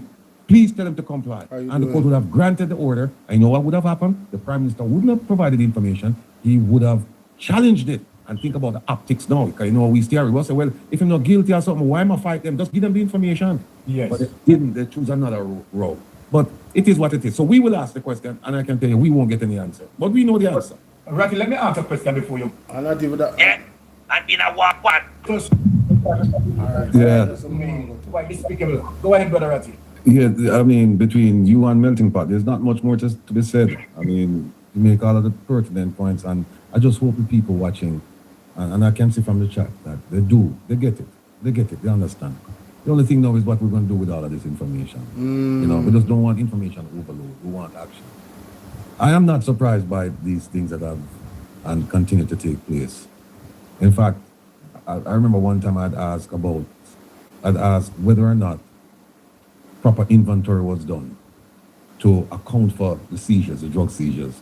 Yes. Because we suspected that some of the drugs seized ended up somewhere else besides where it should be, in the evidence room. You know. Yes. And we also asked whether or not testing was being done on drugs seized, because, you know, things look like things. And with no answer on that. But here's the thing. I try not to look at the shiny object and focus on the things that they're trying to to distract and divert the attention. And that is the murder rate. They come with that and they say, look, we are, things look like things. And with no answer on that. But here's the thing. I try not to. I have to record this. I got to record this. I'm sorry, I got to record this. Got to record this, bro.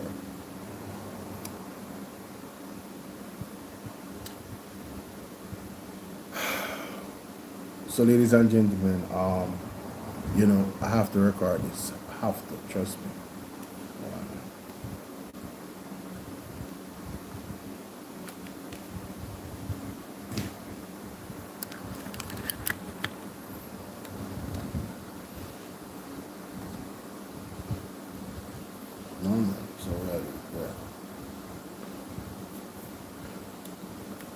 Yeah, so in this one, Mr. Will Rattigan said the things that we have been thinking out loud and saying out loud about the crime rate. Listen to this. Here's the thing. I try not to look at the shiny object and focus on the things that they're trying to to distract and divert the attention. Yes. And that is the murder rate. They come with that and they say, look, we're absolutely fantastic. We brought it to a low that hasn't been seen in decades. And so people are supposed to feel satisfied about that and look the other way with extrajudicial killings and the drug seizures and the drug thievery and all this stuff. We were supposed to look the other way. Exactly. I keep thinking about the Baskerville find. I don't even call it seizure, because up to now they can't figure out who brought the drugs to the airport. And if you recall, a Melting Pot and Lord Byron, if you recall, the gentleman who was in charge of CTAC at one point, who was then like a high-ranking assistant commissioner, who's now the commissioner down in Turks and Caicos, he promised us that arrests were imminent. Yes. And stay in finishing time and gone somewhere else, no arrests, right? So my people, I just want them to think about this and think about it carefully. The shiny object is the murder rate, the crime rate, but particularly the murder rate. And I'm here to tell you, do not believe them. Do not believe them. Take it from me. Do not believe them. I have overwhelming evidence that those numbers that they gave you the end of the year and the beginning of the year, they're manufactured. They're manufactured. Trust me when I tell you that. Categories that they gave me, and this is the thing about it, is that's why sometimes you ask for information and you ask for it more than once, ask for it all 3-4 times, because you're going to get different information. Because here's what happened. I have the crime statistics based on what they gave me last year. I have it based on what they gave me last week, and I have it based on what they provided on their website. Different numbers, all three of them. Some categories missing 70 dead bodies. We counted them last night, 70 bodies just missing. And we said, and we start add up and try, they can't account for the bodies. Some categories eliminated completely. Wow. And the way them so foolish, them send me them sending, not even if I'm a son, them did send sons, them did send this to them would have seen. Them send me category to them white out and then photocopy and send and print and, and send, scan and send to me. And you can't see the white out. You can't see the white out. Unbelievable. So people, that is their shiny object. The shiny object is to tell you that the crime rate is, the murder rate is below 1,000 and everything is fine and Jamaicans are safe and now you can go and sleep with your windows and your doors open. All I have to say to you is this, don't try that. Don't try that. Don't try that. I yield. Thank you. Ladies and gentlemen, don't you hear that? Want to see why I'm doing late night news recap? These moments that have to be documented. Look how long we are to say, we don't trust that crime rate statistic there. We don't even trust them economic statistics where they come and tell about the economy is good. We don't trust them, not credible. Jamaica, you don't take a rocket scientist, them are liar. It's not disinformation and misinformation. Them are liar, Jamaica. Tired of them, Jamaica. We're tired of them. So when I hear them a boast about this, you see, oftentimes God exposes people like these. Because you see, this that they're pushing about the crime rate, I mean, why people don't feel safe. Why you see some crime are going on, it's like, what? And it's not just domestic crime. You have some things that happen and then can't hide it from the news. It done bust out on TikTok already. We not trust them, Jamaica. How can you ask for information, right? When you call them ATIs, right? Or whatever. They ask for information about the crime statistic, which is public, which everybody's supposed to can get. And every time it changes, it shifts, categories are removed. To show you how them slappy. They did that to a Will Rattigan, bro. You hear the man say him have overwhelming evidence. So the man wait till him have the overwhelming evidence to come speak confidently about it. You know? Don't believe them and don't sleep with the door open. Look 3-4 times when you walk going in your house. Jamaica is not safe. All in the daytime, and you hear the criminal inside brawling. I remember say police are do killing too. And JDF soldier. Nobody not safe in this country. And it's just the truth. It's just the truth, Jamaica. It's just the truth. Tell me what you think. TikTok, tell me what you think. A man like Will Rattigan, a farmer, supervisor at the FBI. Right? Them send them information into misinformation and disinformation and lies. Come on, man. Them people are not nothing about them, man. People, I just say I left it, you know. But just don't want to record that. Just say I left it. I want to say thank you to persons on YouTube. Big thank you to the persons on TikTok. Because you know why TikTok me have a big tank, you know? I'm going to tell you. I start, alright, TikTok. I need enough to subscribe to my YouTube page. Because I need this audience on YouTube. You can do that for me? TikTok? You can subscribe to my YouTube page? If you can, say yes. Let me show you my YouTube page. If you can subscribe, say yes. If you don't want to show you the YouTube page, because I want you to subscribe now. You know. Alright, see that? We have some good people in the chat. Alright. Because sometimes I'm not on TikTok. I don't want to miss nothing. See? Alright. Look. See? This is my page. I want you guys to screenshot that. You see? Once you open it up on your phone, you're going to see that. Bolo VNR backup channel. One word. Bolo VNR 2.0. See that? See the banner there? I used to have it in my bio, the link, but I removed the channel link from my bio to put the MAGNITSKY app. So let's talk about that. Anybody that wants to really, hey, big win, big up. Anybody that wants to really fight crime, fight human rights violations and corruption in Jamaica, all the way to the top of the government, this is an international app. See there? The MAGNITSKY app. When you go on my YouTube page, under here, where it says this channel here, is to challenge your thought process on everything. See, boom. You see these links? You press more, open them up. You notice my other channels are here, the link to them. All the links are here. My Zelle, Instagram, Twitter, my WhatsApp group, my WhatsApp community, and my YouTube channels, my PayPal, and also you see the MAGNITSKY app is right at the top. When you click this, right? Click this, it opens up. So we are at 4,015, right? We need 10,000, ladies and gentlemen. We need 10,000 digital signatures, right? What does it say? Implement the MAGNITSKY Act to challenge corruption and human rights violations in Jamaica, right? So now, right here, so is where you need to focus on.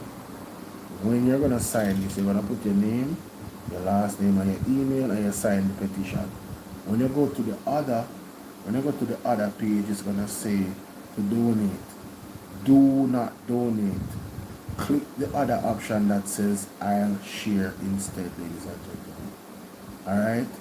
Click I will share instead. They might try to block me again. Lord have mercy. Alright, so let me just come off of this because they might fight now. They might fight this. No, I'm gonna tell you the truth. The fact that they have restricted my life twice and there's still 40 plus of you watching, that's dope. That's dope. That means I'm really attracting an audience on TikTok. Alright, so I really want this audience to come over to YouTube. Like I said, I am not always on TikTok because of this same very reason right here. Every time I share stuff and information, there's a certain country that is aligned with Jamaica, that is aligned with Holness, that owns parts of TikTok allegedly. So you know when you start to speak about Andrew, hey, hallelujah, praise the Lord for what he has done for me. He has set my spirit free. Running, skipping, praise the Lord for what he has done for me. People, subscribe to the YouTube channel, Zine. And of course, I want to invite you to join me tomorrow again at about 11:59 p.m. on YouTube for sure. Don't know about TikTok tomorrow. So that's why I want you guys to sub up on YouTube for sure on Bolo VNR 2.0. I will be live with the 8th episode of Nightly News Recap, ladies and gentlemen. Alright, God bless you guys. Have yourselves a good night. And if you're at work, be safe. If you're at home, make sure you give God thanks before you go to bed. And when you wake up, tell God thanks you wake up. Because we don't have to wake up. You understand? Yeah, I want to see earthquake, I roll up 5.6 earthquake, I drop at night time when people are asleep in a Kingston and I wake them up. Perilous times, ladies and gentlemen, perilous times. God bless you. Sooner or later, I'm out. Peace.